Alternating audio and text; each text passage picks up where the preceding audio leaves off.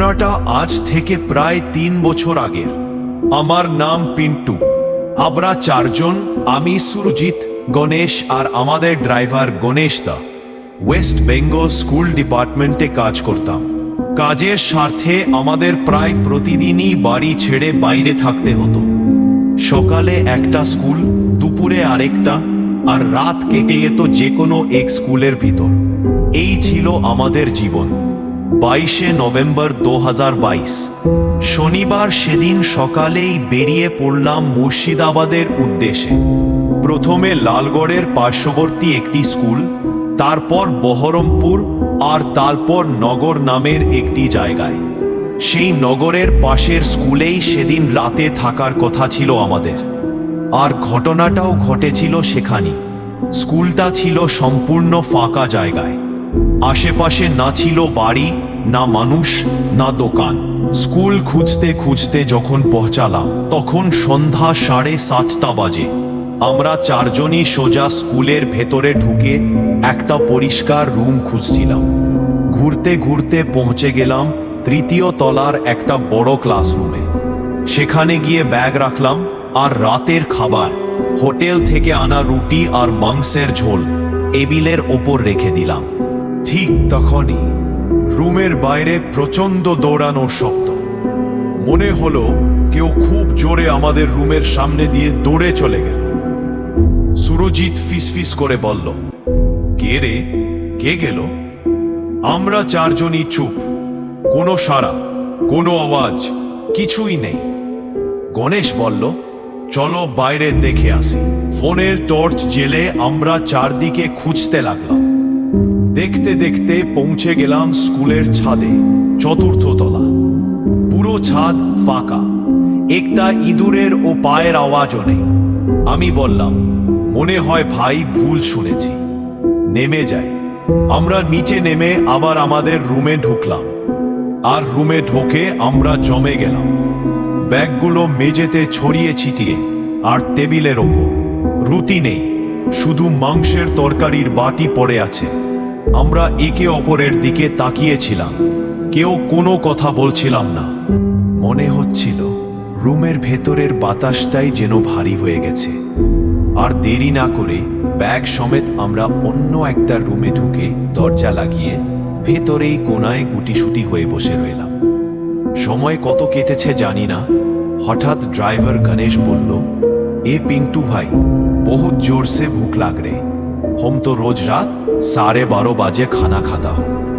সুরজিৎ বলল, হ্যাঁ ভাই, আমারও খিদে ধরেছে। গণেশদা বলল, ইয়া কপালে আছে তাই হবে। ভূতে যদি খেয়ে থাকে তো মাংস খেয়েছে, রুটি তো খায় নাই। রুটি নিয়ে আসো, না খেয়ে থাকা যাবে না। তার কথা শুনে আমরা তিনজনই একটু খাবারে গেলেও অন্য কোনো খাবার ছিল না।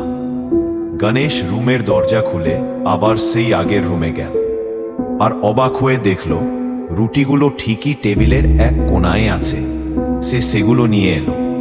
আমরা তিনজনই ভয়ে অনিচ্ছা সত্ত্বেও খিদের জ্বালায় সেই রুটি খেলাম। কিন্তু রুটির কামড়ের মধ্যেই সবার মনে ছিল একটাই প্রশ্ন, রুটি ঠিক ছিল কিন্তু মাংস কে খেলো? রুটি খাওয়ার কিছুক্ষণ পর হঠাৎ ড্রাইভার গণেশ দা উঠে দাঁড়াল। সে বলল, ভাই, আমি একটু বাইরে যাচ্ছি বাথরুম করতে। কথা বলেই দরজা খুলে বাইরে চলে গেল।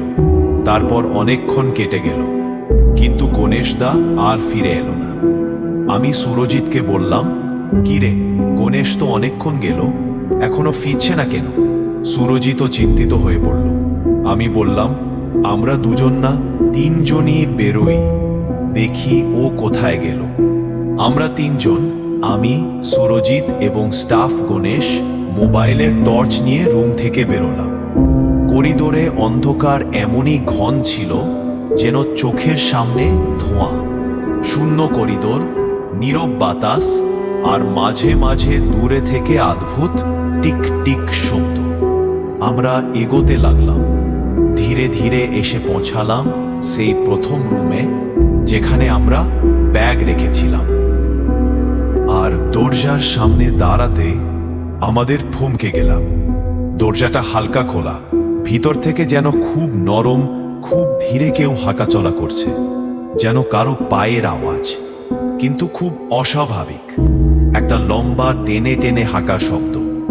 সুরজিৎ আমার হাত চেপে ধরল। আমি তাকে থামালাম ইশারায়। আমাদের দরজার ফাঁকটায় কান লাগালাম।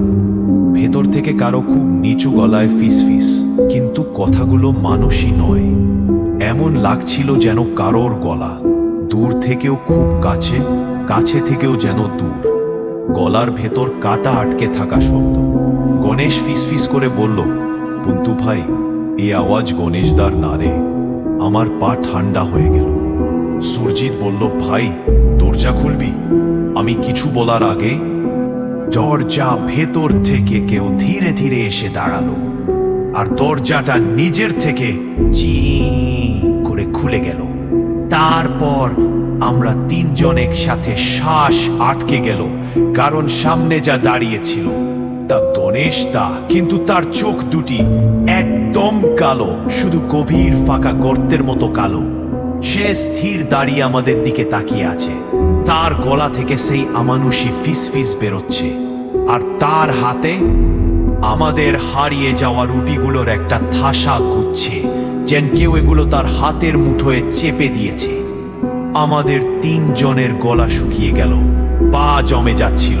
আমি শুধু বলতে পারলাম, গণেশ দা আপনি ঠিক আছেন? গণেশ দা মাথা একটু কাত করলো, একটা পুতুল যেমন কাত হয়ে যায়, আর বলল, তোরা রুটি আবার আনবি? তারপর দরজার ভিতর থেকে আরেকটা পায়ের আওয়াজ শোনা গেল। যেন দুজন ছিল রুমে। ভেতর থেকে আসা সেই শব্দ রুমের ভেতর থেকে ধরর ধরর টিক টিক একটা অদ্ভুত টেনে হাঁটার শব্দ আসছিল। আওয়াজটা এত অস্বাভাবিক, মনে হচ্ছিল যে মানুষের হাঁটা নয়, কিছু একটা মেজে ধরে টেনে টেনে এগোচ্ছে। সুরজিৎ ফিসফিস করে বলল, পিন্টু ওটা কি গণেশ তার আওয়াজ? আমি মাথা নাড়লাম, কারণ সেই আওয়াজে মানুষের শ্বাস কিংবা শরীরের ওজন কোনোটাই ছিল না। এটা যেন খালি পায়ের নয়, পায়ের মতো কিছু একটা। গণেশ খুব আস্তে বলল, ভাই দরজাটা খুলবো? আমরা তিনজনই মোবাইলে টর্চ শক্ত করে ধরলাম। গলা শুকিয়ে কাঠ হয়ে গেছে। আমি ধীরে ধীরে দরজাটা ঠেলে খুললাম। দরজা খুলতেই প্রথমে কিছুই দেখলাম না। রুমটা অন্ধকার, নিস্তব্ধ। কিন্তু ঠিক কয়েক সেকেন্ড পর টর্চের আলো মেঝের এক কোণায় পড়তেই আমাদের আস্ত শরীরটা শিউরে উঠল। মাটিতে ভেজা কাদার মতো দুটো লম্বা দাগ সোজা রুমের একেবারে ভেতর থেকে দরজা পর্যন্ত এসেছে, যেন কিছু একটা রুমের ভিতর থেকে দরজার দিকে টেনে আনা হয়েছে। সুরজিৎ হকচকিয়ে বলল, এই দাগ আগে ছিল? আমি মাথা নাড়লাম, না একদমই ছিল না। হঠাৎ ফুট করে পিছন থেকে একটা ঠান্ডা বাতাস এসে গেল, সাথে আসল একটা গন্ধ, ভিজে দেওয়াল আর পুরনো কাঠের মতো। গণেশ বলল, গণেশ দা আপনি আছেন ভেতরে? উত্তর নেই। আমার তিনজন রুমে ঢুকলাম।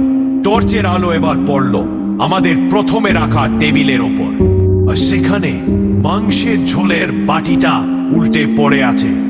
মাটিতে ঝোল ছিটকে ছিটকে ছড়িয়ে, আর সেই ঝোলের ওপর দিয়ে টেনে যায় লম্বা 5টা আঙুলের দাগ, যেন কেউ হাত দিয়ে বাটিটা সরিয়ে মাটির ওপর কিছু পেনে নিয়ে গেছে। আমরা মুখ দেখাদেখি করলাম। সুরজিৎ কাঁপতে কাঁপতে বলল, ভাই গণেশদা কোথায় গেল? ঠিক তখনই টিক টিক টিক টিক উপরের তলার দিক থেকে শব্দটা আবার শুরু হলো, ধীরে কিন্তু খুব স্পষ্ট। আমি ফিস ফিস করে বললাম, ওই আওয়াজটা ছাদ থেকে আসছে। গণেশ বলল, হ্যাঁ ভাই, 4 তলা থেকে। আমাদের গলা শুকিয়ে গেল, কারণ আমরা জানতাম 4 তলায় কোনো রুম নেই, পুরোটা খোলা ছাদ। তাহলে সেখানে কে হাঁটছে? ওই মুহূর্তে জিনিসটা একদম পরিষ্কার হলো। গণেশ দা নিচে নেই, সে উপরে গেছে। নিজে নয়, কেউ তাকে টেনে নিয়ে গেছে। সুরজিৎ আমাকে ফিসফিস করে বলল, পিন্টু আমরা কি উপরে যাব? আমি দাঁতে দাঁত চেপে বললাম, যাই, কিন্তু সাবধানে। আমরা তিনজন টর্চ জ্বালিয়ে ধীরে ধীরে সিনিরির দিকে এগোতে লাগলাম। আর সিনিরি বেয়ে উঠতে ওই টিক টিক টিক শব্দটা আরো জোরে আরো কাছে আসতে লাগলো। এর 2 নাম্বার পার্ট আসবে, অপেক্ষা করো। ধন্যবাদ সবাইকে, ভালো থাকবেন।